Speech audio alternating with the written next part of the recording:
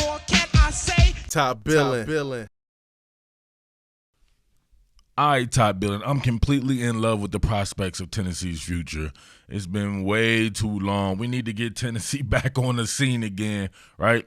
I'm trying to bring my youth back when Tennessee was damn near the mecca of college football along with Florida State and teams like that. So I miss those days. And, man, Jeremy Pruitt has this shit rolling. I said before that I think he has the most talented coaching staff in the SEC, right? Can't say that these guys have done it, but that's what talent is, right? If they eventually reach what we think they can reach in their full potential, then that coaching staff is off the chain, and they are recruiting like the Dickens, and they have a ton of great personnel, and they went out and landed Cade Mays in a transfer. Imagine if this kid is eligible. Come on, this is nasty, bro. Nasty, I'm telling you. Seriously, Cade Mays is a monster. Check him out here at the left tackle. So you got a split flow zone tosser. Cade Mays at the left tackle, climbing to the second level. Now look at him. Get skinny through there. Get up on his guy. Make sure he angles him off. Continues to work, giving his guy a target to reach for, his inside hip. Continues to seal him off. Continues to stick with it. And look at him, as always, making people fertilizer. Spread the herb ass on the grass like fertilizer. This man is a straight club bouncer, too. He'll get you up out the club like you wouldn't believe. All right, y'all, I wonder about Cade Mays to me because he started with a bang, pause, and then his second season was kind of up and down to me, but the entire offensive line was up and down. The entire offense was up and down, quite frankly, right, without Jim Chaney, to me, the best doing it, no longer being in town. And guess where he happens to be at right now, right? With them Vols, baby. So in saying that, I mean the fact that Cade Mays didn't get a chance to master a position. He played center, right guard, right tackle, and left tackle. I have no idea. Well, I have an idea. I put it this way. I think wherever they let him just hone in on, he'll be great at. I don't see him. Obviously, he's not going to be a left tackle at Tennessee. Wanye Morris is the most talented cat out there doing it. I may be biased, you know what I'm saying? Straight up, I'll be transparent about it. I know this kid very well. He know him very well. But the talent, you cannot dismiss no matter what, right? He's just that talented. Maybe at a right tackle for Cade Mays and you slide Darnell right in, or you just go ahead and slide Cade Mays at the right guard spot, right? But Trey Smith at the left guard, Brandon Kennedy at center. Oh, my God, it's so beautiful. But check Cade Mays working out right here in space, right? So we got a quick set going on with a pretty good edge player, and he's working in a ton of space. So this guy could very much well take an inside move on Cade Mays. If we see Cade Mays not too far over his skis. I love the base width here. Strong through the core.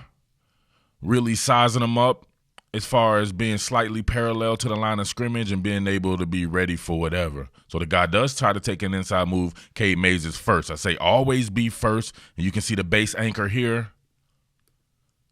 Look at him, anchor down. That's it. That guy's not going anywhere. Nobody's stronger than Cade Mays. When he's really on his game like he was, come on. You're not messing with him. Now look at this. Look at that pocket. He had no chance. That's some good work right there. Some great footwork, great athleticism. Cade Mays is a phenomenal athlete. He just needs to hone in on one position. I want to show y'all something before we get right back into it. Now look at this. These are 3 consecutive plays, and look at where Cade Mays lines up at. You see him tackle over here on the left side. Now we see him at a right guard spot. Now he's tackle over right. 3 consecutive plays. You know how difficult that is, right? I equate it with, I know people going to study stealing my shit all the time either, but if you want to know what it's like, it's almost like if you went to a different country and you had to drive on the left side of the highway, but on the right, so the steering wheel was on the right side of the car, right? So you're having him switch different sides within each play. It's crazy to me.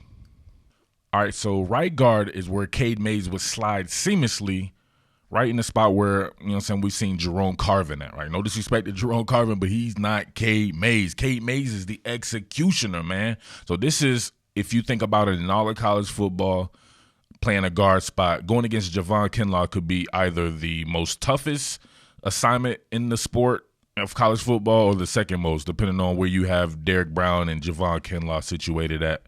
But check him out working out here, right, on a pass pro. All right, so we see him here. Kick step fade, squaring him up. What did I say? Never be too far over your skis. He gets into him. Now, keep in mind, Javon Kinlaw is as strong as an ox, but so is Cade Mays. You see Cade Mays anchor down. Now, look, he's working with one hand. It's just that girth and pause, that girth and that physicality, and then the technique as well. So he's staying with it. Look at the foot energy, keeping him chopping, keeping him moving. He's got Javon Kinlaw straight sealed off. But here's the problem for Jake Fromm here, right? There's just nowhere to go with the ball in this man coverage. Nobody could separate, right? He had some of the worst group of receivers for a high-level team that you could imagine. And even though he has a decently clean pocket here, there's just nowhere to go. But Cade Mays continues to work. So if the ball could have came out right then and there, that's excellent pass pro. But Javon Kinlaw starts to uncover, but Cade Mays continues to work, and then he pushes him out to play. But Fromm is unable to detach from the pocket. But as you can see right there, working against Javon Kinlaw, I give that an A. All right, Cade Mays working out of the stretch at the right guard spot. Now let's see him working with zone flow. But look at the ability, right, to angle off. You know what the zone flow is about. You want to be able to give that organic cutback crease, but somebody needs to be able to angle off, right? So Cade Mays right here created exactly where DeAndre Swift needed to go. However, Swift is just one of those dudes. That's why he was the best back in all of college football.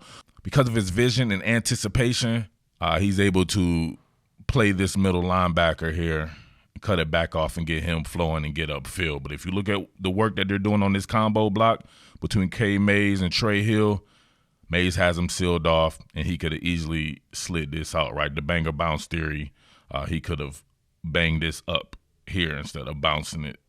But Cade Mays doing work. And you know Tennessee runs a ton of zone, so he'll fit. Well, let's be real with it, man. He's already been in the offense that Tennessee, and it's just it's a match made in heaven, baby. The executioner.